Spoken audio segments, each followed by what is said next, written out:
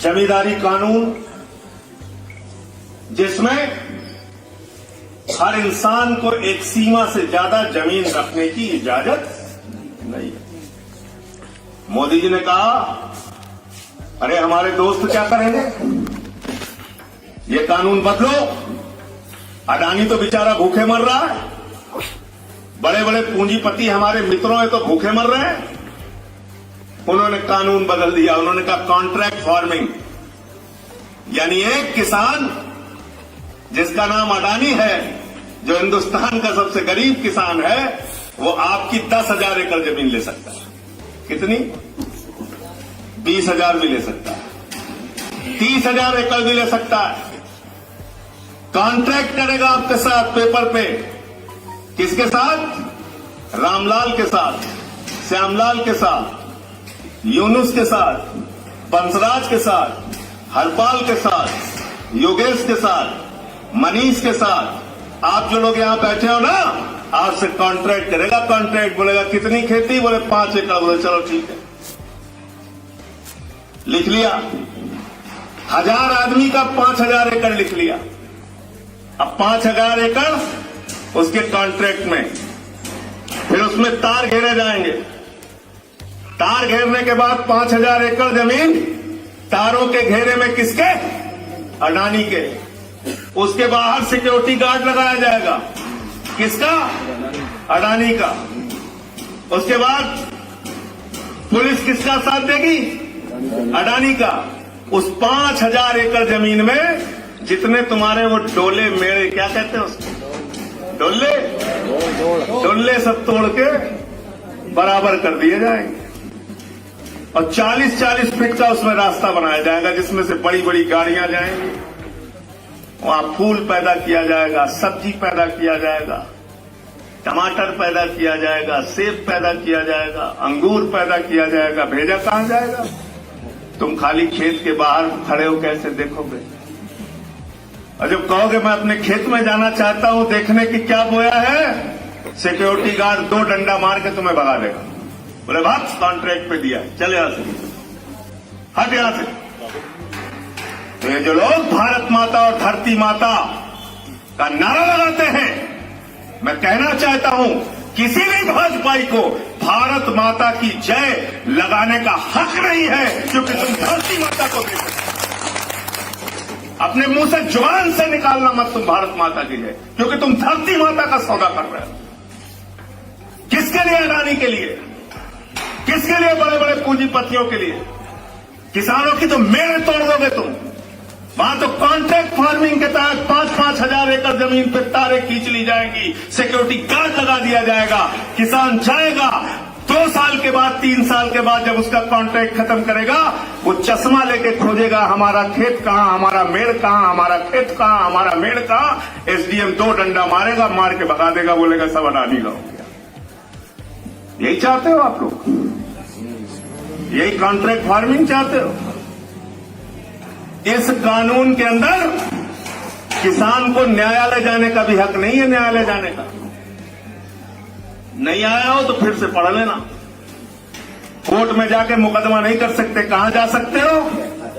SDM के दफ्तर में, जहां 5,000 फाइल पहले से पड़ी है। तुम लेके जाओगे तो अडानी की सुनेगा कि तुम्हारी सुनेगा? थानेदार तो सुनता नहीं, सिपाही सुनता नहीं, एसडीएम कहां से सुनेगा? कहां से सुनेगा? तुम कहोगे हमारी मेरे यहां थी, हमारा खेत वहां था, वो 4 डंडा मार के भगवा देगा आपको। यह है कॉन्ट्रैक्ट फार्मिंग। यह है तुम्हारी धरती माता को बेचने का सौदा करने वाला नरेंद्र मोदी, जो बड़े जोर जोर से भारत माता की जय लगाता है। मैं तो कह रहा हूं भाजपाइयों से कि अब भारत माता की जय लगाना बंद कर दो। तुम धरती माता को बेचने वाले लोग हो, और इस बात को आप सबको कहना पड़ेगा। एक एक किसान को कहना पड़ेगा। रावण है रावण, और राम एक एक किसान को कहना पड़ेगा। तीसरा क्या है? हिंदू धर्म हो, इस्लाम हो, सिख हो, ईसाई हो, सभी धर्मों में कहा गया जमाखोरी पाप है। कहा गया कि नहीं कहा गया? कहा गया भाई किसी को भूखा मत रखना, अपने घर में जमा करके मत रखना, सबका पेट भरना चाहिए। जमाखोरी क्या है? जोर से बोलिए, गुनाह है। बहुत बड़ा मोदी जी ने क्या कहा? मोदी जी ने कहा ये कानून असीमित भंडारण की छूट देता है।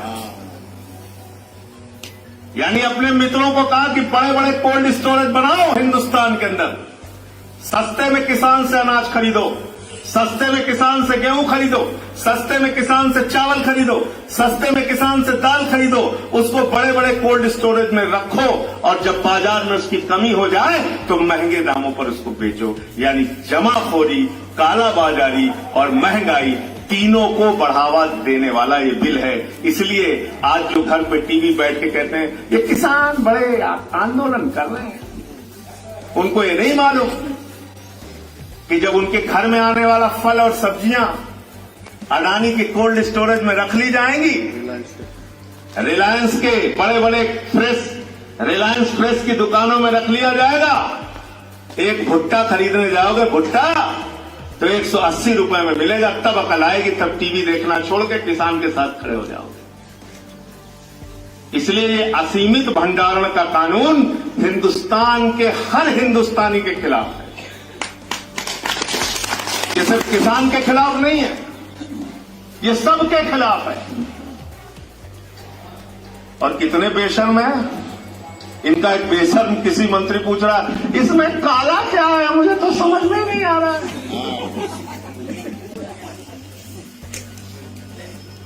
इतने सयाने बनते हैं यार, पूरा देश बेच दिया, अभी कह रहा है इसमें काला क्या है, मुझे समझ में नहीं आ रहा।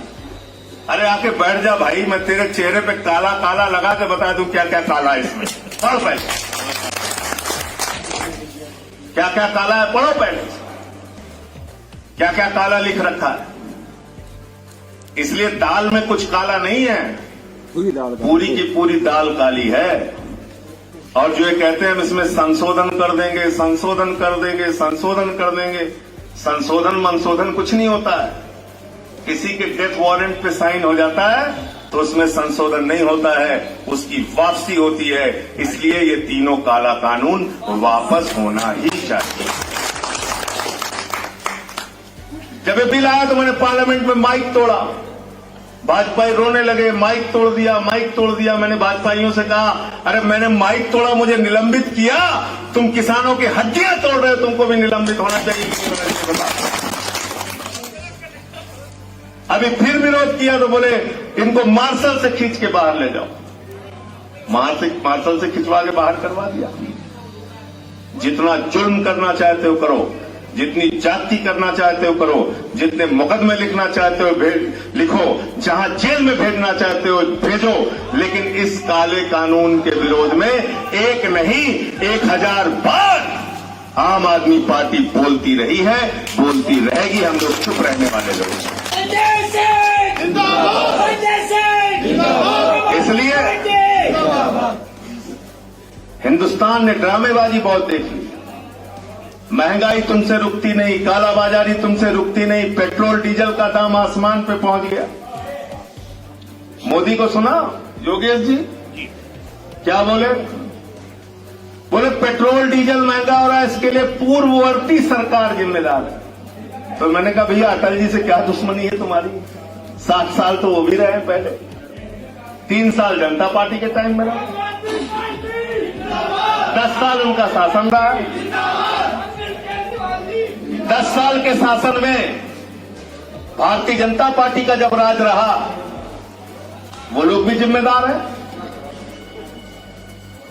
डीजल का दाम 100, पेट्रोल का दाम 100 रुपए पार। कहते हैं हमारा 56 इंच का सीना है। पेट्रोल भूटान में मिल रही है 49 रुपए में, श्रीलंका में मिल रही 60 रुपए में, नेपाल में मिल रहा है 64 रुपए में, चीन में मिल रहा है 76 रुपए में।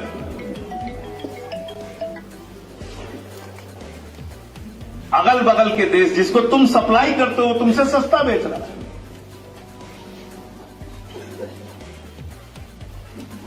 और अभी क्या किया इन्होंने?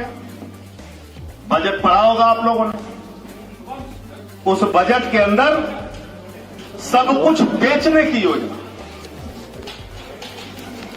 रेल बेच देंगे, सेल बेच देंगे, खेल बेच देंगे, सड़क बेच देंगे, बिजली बेच देंगे, पानी बेच देंगे, बीपीसीएल बेच देंगे, एलआईसी बेच देंगे, बैंक बेच देंगे, एयरपोर्ट बेच देंगे, पोर्ट बेच देंगे, पूरा हिंदुस्तान बेच देंगे।